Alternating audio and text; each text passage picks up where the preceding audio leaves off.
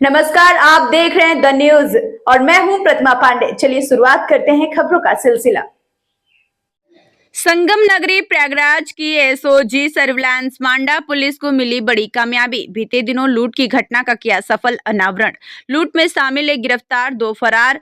वहीं reserve police line के त्रिवेणी सभागार में आज डीसीपी यमुना नगर विवेक चंद्र ने प्रेस वार्ता करते हुए बताया कि सर्राफा व्यापारी रंजीत कुमार ने तहरीर देते हुए बताया कि उनके भाई प्रदीप को अज्ञात बदमाशों द्वारा मारकर उनकी लाइसेंसी रिवॉल्वर, 200 ग्राम सोना, 5 किलो चांदी और 1 लाख लूट लिए हैं। वहीं पुलिस मामला दर्ज कर जांच पड़ताल में जुट गई है और अभियुक्त को गिरफ्तार कर लिया है। बाकी 2 लोग फरार हैं।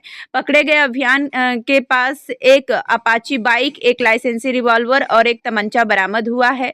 वहीं मामला दर्ज करने के बाद रंजीत सोनी ने लिखित में पुलिस को बयान दिया कि उन्होंने जब सीसीटीवी देखा तो उनका कैश और आभूषण शॉप पर ही सिर्फ चाबी और रिवॉल्वर लूटी गई थी। वहीं पुलिस ने खुलासा करते हुए एक अभियुक्त को गिरफ्तार किया है और लूटी गई रिवॉल्वर भी पुलिस से बरामद कर ली है। घटना को कारित किया गया था और किस तरह से इसका खुलासा हुआ, क्या क्या बरामद हुआ है और कितने लोग पकड़े गए और कितने वांछित हैं।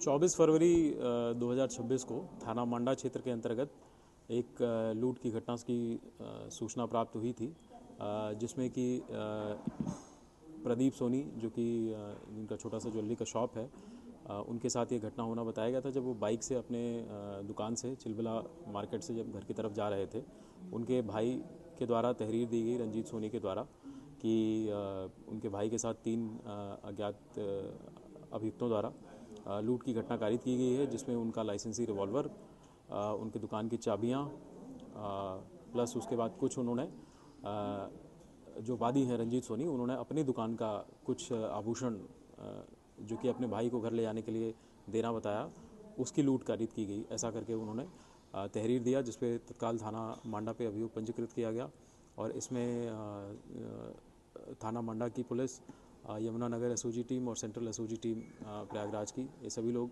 संयुक्त रूप से काम करते हुए तीनों अभियुक्तों को चिन्हित किया।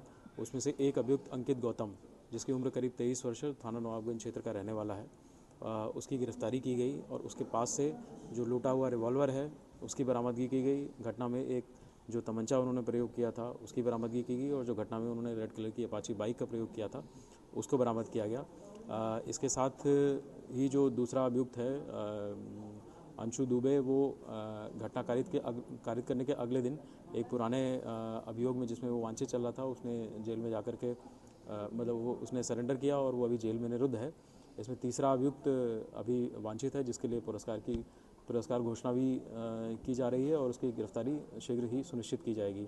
इसके साथ ही ये भी स्पष्ट करना है कि जो इसमें वादी हैं, वादी के द्वारा थाने पे आकर के कुछ दिनों बाद ये बताया गया, क्योंकि उनके दुकान में एक सीसीटीवी है जिससे वो स्पष्ट हो जाता है कि उनकी दुकान में अंदर क्या क्या एक्टिविटीज़ चल रही हैं। तो जब उन्होंने सीसीटीवी को अच्छे से देखा और अपनी दुकान में चेक किया, तो उन्होंने आकर के थाने पे लिखित में और वीडियोग्राफी में बयान भी दिया कि उनके यहाँ से कोई आभूषण या कैश नहीं लूटा गया। उन्होंने जब अपने दुकान को अच्छे से चेक किया तो उनका आभूषण और कैश जो है उनको दुकान में ही अपने प्राप्त हो गया, क्योंकि उन्होंने सीसीटीवी भी उस दिन की पूरी उसका अवलोकन किया, जिससे उन्होंने देखा कि उन्होंने जो है जो झोला दिया था उसमें खाली जो दुकान की चाबियाँ थी वही अपने भाई को उन्होंने दिया था।